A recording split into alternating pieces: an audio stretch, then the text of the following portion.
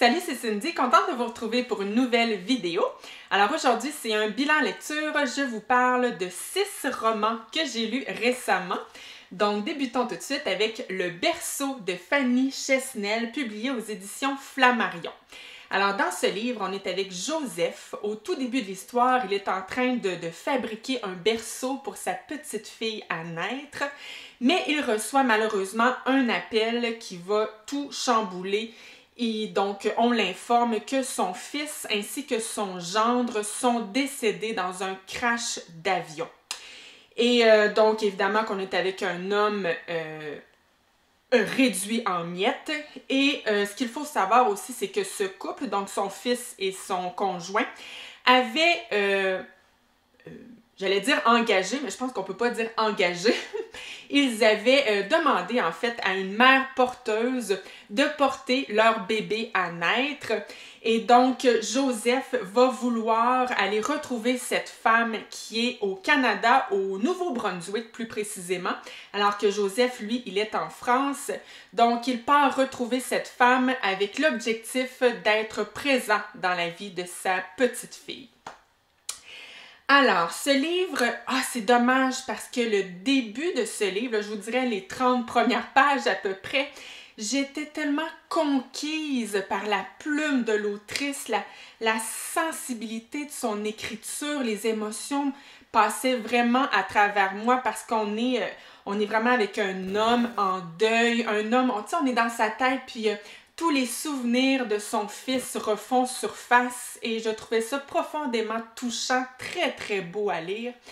Mais malheureusement, à partir du moment où Joseph quitte la France pour aller retrouver cette femme, la mère porteuse, à partir de là, j'ai complètement décroché.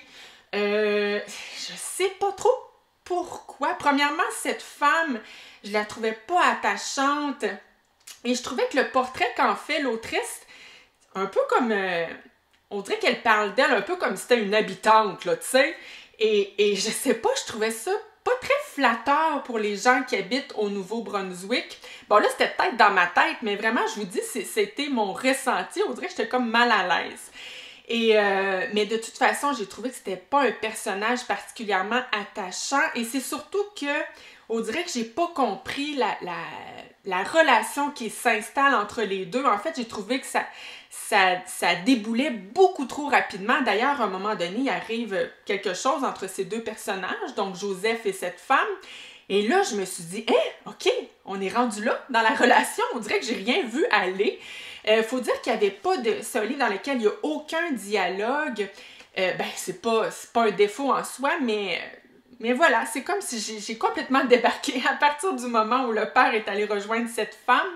Et donc, puisque j'ai comme débarqué du bateau, je vous dirais que j'ai lu le restant du livre un peu sur le pilote automatique. Là, je me suis profondément ennuyée. Donc, toutes les émotions que j'avais eues au départ, je ne ressentais absolument plus rien par la suite. Donc, voilà. Comme vous pouvez voir, ça a été malheureusement une déception pour moi. Le prochain livre que j'ai lu, c'est Zulu de Caril Ferré. Alors moi, j'ai l'édition Folio Policier.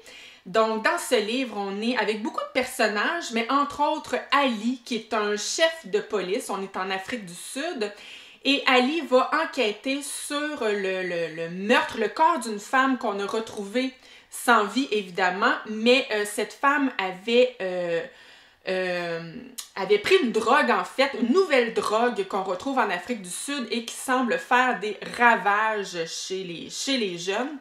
Donc voilà, je peux pas vous en dire plus de cette histoire parce que c'est un roman que j'appelle un roman tentaculaire. C'est-à-dire que oui, on a l'histoire centrale, donc cette femme qu'on retrouve, mais cette histoire va nous emmener vers plein d'autres histoires, vers plein d'autres personnages. Et c'est là où moi, malheureusement, j'ai aussi débarqué. je l'ai lu au complet, c'est pas ça, là. Mais je me suis perdue à travers tous ces personnages et toutes ces histoires, comme si j'avais senti que l'auteur avait trop voulu en faire. C'est-à-dire qu'il va... On dirait qu'il essaie de nous faire un portrait de l'Afrique du Sud au début des années 90. un portrait de toutes les difficultés qu'on pouvait retrouver en Afrique du Sud. Bon, on est tout de suite après l'apartheid. On est dans un pays où il y a encore beaucoup de racisme. Le sida fait des ravages. Le trafic de drogue également. Donc, plein de sujets hyper lourds, hyper intéressants, mais comme trop, trop pour moi, malheureusement. Pourtant, là aussi, au départ, j'aimais ça, même si, comme je dis, j'étais parfois un peu perdue à travers les personnages, mais je trouvais quand même que c'était une histoire très prenante. C'est très sombre, très noir comme roman, violent aussi parfois. Donc, il faut avoir le cœur solide pour lire ce livre. Mais malheureusement, pour moi, il y en avait trop. Je me suis perdue et j'ai donc, puisque je me suis perdue à travers les histoires, les personnages, ben j'ai comme perdu l'intérêt. Cependant, j'ai lu d'autres avis et c'est pas tout le monde qui a été perdu à la lecture de ce livre. Donc peut-être que c'est moi qui n'avais pas la concentration nécessaire, peut-être, je sais pas. Mais bref, pour moi, malheureusement, ça a été une déception, même si chaque histoire, je trouvais que c'était bien écrit, là, tu sais, comme je vous dis, mais c'est comme le tout qui m'a mélangée à ne plus trop savoir avec qui j'étais et quand, pourquoi, comment et tout, là, tu sais. Voilà, que voulez-vous? Là, après ces deux déceptions, je me suis dit, là, Cindy, là, essaie de trouver un livre dans ta bibliothèque qui pourrait être une valeur sûre pour toi. Donc, je me suis tournée vers 7 et match de Liane Moriarty. Alors, moi, j'ai l'édition Le Livre de Poche. Alors ici, on est avec un couple qui sont ensemble depuis 50 ans. Ils ont 4 enfants et ils ont tout de la famille parfaite. Ils jouent tous au tennis d'ailleurs. Et tout semble parfait justement jusqu'au jour où la mère de famille, Joy, va disparaître. Alors, pourquoi Joy est disparue? Où est-elle? Qu'est-ce qui lui est arrivé? Est-ce que le mari a un lien avec sa disparition? Est-ce que les enfants savent des trucs puis ils ne le disent pas à la police? C'est à quel point ils sont au courant de ce qui est arrivé ou non? Eh bien, voilà dans le genre d'histoire que nous embarque Liane Moriarty. Alors, ben, encore une fois, ça a été un très beau plaisir de lecture. Malheureusement, on dirait que je suis comme plus capable de crier au coup de cœur. Je suis moins capable de m'extasier devant ces livres parce que moi, c'est mon 5e livre de Liane Moriarty. Et je commence à trouver que ça se ressemble tout le temps beaucoup. C'est-à-dire qu'on a vraiment à chaque fois le même genre de construction d'histoire. Et c'est ce qui fait qu'on dirait que même si j'ai du plaisir, j'ai tout le temps comme un peu une petite déception, un petit goût amer en même temps, tu sais. Bref, je suis comme moins impressionnée finalement par l'autrice versus des auteurs qui se réinventent à chaque fois. Évidemment, avec les auteurs qui se réinventent à chaque fois, on a toujours un peu le risque de tomber parfois sur un échec, tu sais. Avec Liane Moriarty, le beau côté, c'est que je le sais qu'à chaque fois, je vais avoir du plaisir à lire ses livres, puis ça a été le cas ici, là. Mais voilà, je suis juste peut-être un peu moins admirative devant l'autrice, disons-le comme ça. Mais sinon, bon moment de lecture. Alors, encore une fois, avec Liane Moriarty, elle développe ses personnages en long et en large. Je comprends que certains lecteurs n'aiment pas Liane Moriarty et trouvent qu'il y a des longueurs à ses livres, parce qu'en effet, si on est avec un livre de 660 pages, si je me trompe pas. Ouais, 660 pages et ben, tu sais, on est avec un couple et leurs 4 enfants, donc 6 personnages, et elle développe ces 6 personnages, là, mais vraiment, là, tu sais, on a du détail en veux-tu, en v'là, sur chacun d'eux. C'est sûr que, bon, honnêtement, est-ce que ce livre aurait pu faire 500 pages? Je pense que oui. Tu sais, on aurait pu couper un petit peu à travers l'histoire, mais d'un autre côté, c'est aussi ce qui fait que je me suis attachée à chacun des personnages. Puis c'est pour ça, moi, que j'aime Liane Moriarty. Oui, on a une intrigue et le dénouement, il est bien, tu sais, c'était vraiment c'est un beau dénouement. Tu sais, on a hâte de savoir qu'est-ce qui est arrivé à Joy. Puis j'étais contente de le savoir quand arrive le moment où on nous dévoile tout. Donc oui, des belles surprises, mais ce que j'aime surtout, moi, c'est ces personnages. Et ce sont des personnages pour lesquels le développement psychologique tourne toujours autour du couple, de la femme, de la maternité, de la famille. Et bon, ben vous savez, hein, moi, c'est des sujets, des thématiques qui me plaisent beaucoup et je trouve qu'elle le fait toujours super bien, Liane Moriarty. Donc, et d'ailleurs, chaque histoire dans ce livre, ils ont tous chacun leur propre petite histoire et l'autrice va prendre le temps de bien de conclure sur chacune de ces histoires et je me suis rendu compte que j'étais touchée de connaître la fin de chacune des histoires. Donc, c'est la preuve que je me suis attachée à ces personnages. Donc voilà, un très beau plaisir de lecture, encore une fois, avec Liane Moriarty et Seth et Match. Le prochain livre, c'est un livre qui faisait partie de ma pile à lire 2024 inspiré de vos coups de cœur. Et ce livre, c'est Le Cerf-Volant de Laetitia Colombani, publié aux éditions Grasset. Alors ici, on est avec le personnage de Léna, qui a vécu un drame personnel. D'ailleurs, on va apprendre ce qu'elle a vécu à un moment donné au courant de notre lecture. Mais en fait, Léna va décider de quitter la France, laisser son métier d'enseignante et partir en Inde. Et lors de ce voyage en Inde, elle va... alors, il y a un matin où elle s'en va se baigner, nager dans l'océan, mais elle va pas assez proche de se noyer. Et c'est une jeune fille de 10 ans qui va venir lui sauver la vie. Et donc, par la suite, Léna voudrait remercier cette jeune fille de lui avoir sauvé la vie. Et elle va apprendre tranquillement à la connaître et elle va découvrir qu'elle ne sait ni lire ni écrire. Et elle va aussi découvrir que c'est pas mal le cas de presque tous les enfants qui habitent ce village de l'Inde où elle est présentement. D'ailleurs, c'est le nom du... au bord... Non, mais il me semble que... je sais pas le nom du village. En tout cas, bon... un village en Inde. Et là, elle va avoir le projet un peu fou de bâtir une école pour justement offrir l'éducation aux enfants de ce village en question. Alors, c'est un livre, c'est vraiment une très belle histoire, une très belle écriture que j'ai trouvée très, très douce, très fluide. C'est vraiment un livre, là, ça se lit carrément tout seul. La seule affaire, puis là c'est selon mes goûts à moi, là, mais j'ai trouvé que considérant les sujets qui sont quand même assez lourds, tu sais, l'autrice, on le voit qu'elle essaie de nous faire un portrait de la situation des femmes, la situation des enfants en Inde, la pauvreté extrême qu'on peut retrouver en Inde. Et tu sais, je trouvais que c'était des sujets qui demandaient qui aurait demandé en fait beaucoup plus de densité, tu sais, on va j'ai eu l'impression de les survoler. En fait, j'ai trouvé qu'il y avait beaucoup de facilité dans ce livre. Tu sais, oui, elle nous parle de toutes ces problématiques, mais justement, elle nous les dit sans nous les faire vivre plus que ça, tu sais.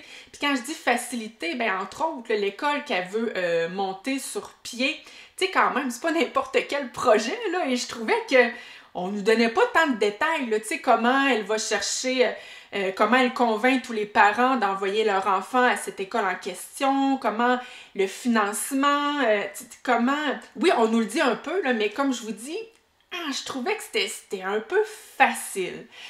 Cela étant dit, quand je vous dis mes goûts à moi, c'est que personnellement, j'aime avoir de la densité, surtout comme je vous dis, quand on retrouve des sujets aussi sérieux que dans ce livre, mais je recommanderais quand même tout à fait ce livre, justement à des lecteurs qui n'ont pas envie d'embarquer dans un livre lourd puis long, tu sais. L'autrice ici réussit quand même avec, à peine 200 pages à nous faire vivre quand même une très belle histoire inspirante et donc voilà. Franchement, c'est un très beau livre, mais pour moi, il manquait beaucoup de couches. Ouais, c'est ça. C'est mon impression à moi. Mais sinon, tu sais, c'était quand même un bon moment de lecture. Par la suite, j'avais envie de rester en Inde, alors j'ai lu Le Tigre blanc de Aravind Adiga, publié aux éditions 10-18. Donc ici, on est, oui, en Inde, mais en plus, l'auteur est d'origine indienne et habite toujours en Inde, en fait, à Bombay, plus précisément. Oui, ici on est avec Balram, un jeune homme qui qui vit la pauvreté extrême. Toute sa famille, en fait, est très pauvre. Il est dans une région de l'Inde miséreuse et violente. Et Balram, lui, ce qu'il veut faire, c'est qu'il veut devenir chauffeur pour une famille de riches. Et on est avec un jeune homme très intelligent, très ingénieux, et il va réussir à devenir chauffeur pour un couple, en fait, Ashrok et sa femme. Et en fait, oui, il va devenir chauffeur, mais vraiment, il n'est pas que chauffeur. Je vous dirais même qu'il devient un peu l'esclave de cette famille. Par exemple, il masse les pieds à chaque jour du père et souvent il fait à manger à ce couple. Il s'occupe des chiens de la famille. Bref, toute autre tâche connexe. Et on apprend aussi à la lecture de ce livre que cette famille de riches n'a mais aucun respect, aucune considération face à Balram. Et donc, on comprend d'ailleurs qu'il y a une très grande division entre les riches et les pauvres en Inde, c'est-à-dire que les riches regardent les pauvres avec beaucoup de dédain et de pitié. Et donc, c'est une histoire franchement très dure. Voilà, on va nous raconter l'histoire de Balram. En fait, la manière dont c'est raconté, c'est Balram lui-même qui raconte son histoire. En fait, il raconte son histoire au premier ministre de la Chine. Et il va lui raconter donc comment, parce que, inquiétez-vous pas, là, je vous dévoile rien, on le sait dès le départ, Balram est recherché en Inde pour avoir tué son maître. Donc, on le sait dès le départ qu'il va le tuer, mais on ne sait juste pas comment puis dans quel contexte. Évidemment, on va l'apprendre. Mais bref, voilà, on lit l'histoire de ce jeune homme. C'est un livre, là, c'est drôle, hein, parce qu'on dirait que il m'aurait comme fallu un mix, un mix des deux, parce que ce que je n'ai pas aimé de celui-ci, je le retrouvais ici, mais ce que j'ai moins aimé de celui-ci, ben, je le retrouvais dans ce livre-ci, et que c'était clair, ce que je viens de dire. En fait, la densité qui m'a manqué dans Le Cerf-Volant, je l'avais dans ce livre-là, et my God, que c'est... On le sent que l'auteur habite en Inde, a vécu en Inde et vit toujours en Inde, parce qu'il y a tellement de détails qui sont donnés sur le quotidien que peuvent vivre les habitants. Tu sais, je lisais ça et je me disais, personne d'autre ne pourrait écrire ça, sauf quelqu'un qui l'a réellement vécu, tu sais. Et donc, on sent tout le réalisme de cette histoire. Puis c'est ce qui fait que ça vient nous chercher. Là. Comme je vous dis, il y a beaucoup de souffrance dans ce livre. Le problème, c'est que même si je trouvais que c'était extrêmement bien décrit, les descriptions sont incroyables, l'ambiance parfaite, l'histoire, elle, m'a un peu ennuyée. Il se passe... C'est bizarre parce que j'ai envie de dire, il se passe pas tant grand-chose, mais en même temps, il se passe beaucoup de choses. Mais c'est une histoire vraiment très peu palpitante, honnêtement, là. Mais en même temps, en même temps, c'est fort. Fait que, tu sais, c'est difficile de donner son avis pour ce genre de livre. J'ai trouvé ça excellent, mais en même temps, je suis pas capable de vous dire que j'ai eu si tant de plaisir à lire ce livre. Tu sais, comprenez-vous? Fait que, ouais, j'hésite. En fait, ce que j'ai envie de vous dire, allez voir le film. Parce que le film, lui, je l'ai trouvé, mais tellement bon. Le titre, c'est le même titre, c'est Le Tigre blanc aussi, le film. Et d'ailleurs, j'avais acheté le livre après avoir vu le film, mais ça fait plusieurs années, là, j'ai attendu avant de le lire parce que, pour justement laisser, je voulais pas... avoir l'impression de lire ce livre et tout savoir de l'histoire. Et c'était réussi, tu sais, j'ai quand même...